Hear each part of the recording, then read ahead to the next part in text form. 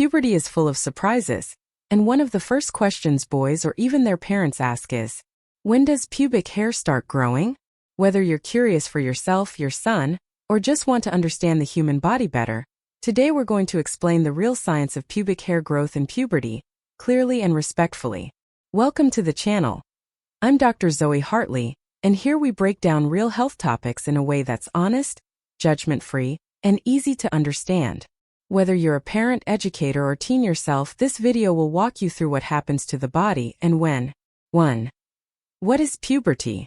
Puberty is the time when a child's body starts to develop into an adult body, triggered by hormones, especially testosterone in boys. Changes include voice deepening, growth spurts, body odor, and yes, pubic hair. 2. Average age pubic hair appears. For most boys, puberty starts between ages 9 and 14. Pubic hair usually appears around age 11 to 12. This is often after testicles begin to grow and before major growth spurts. 3. What happens first? Here's the typical order. Testicles enlarge. Age 9 to 11. Pubic hair appears. Age 11 to 13. Growth spurts, voice changes, underarm hair. Facial hair later in the process. Everyone develops at their own pace. Early or late is still normal. 4. What if it starts earlier or later? Early puberty before age 9, or delayed puberty, no changes by age 14, should be evaluated by a doctor. But variation is common, especially across different ethnicities and genetics. Is pubic hair supposed to be curly? Yes. It's usually coarse and curly. That's normal. Is it okay to not have any at 13 or 14? Yes. Some boys develop later.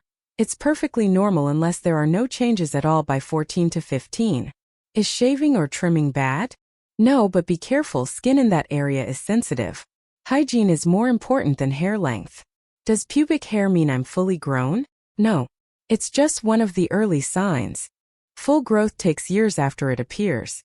So when do boys get pubic hair? Usually around 11 or 12, but it's just one part of a larger journey called puberty. Every body is different, whether early, average, or late. What matters most is understanding what's happening and knowing it's normal. If this helped you or someone you care about, give it a thumbs up.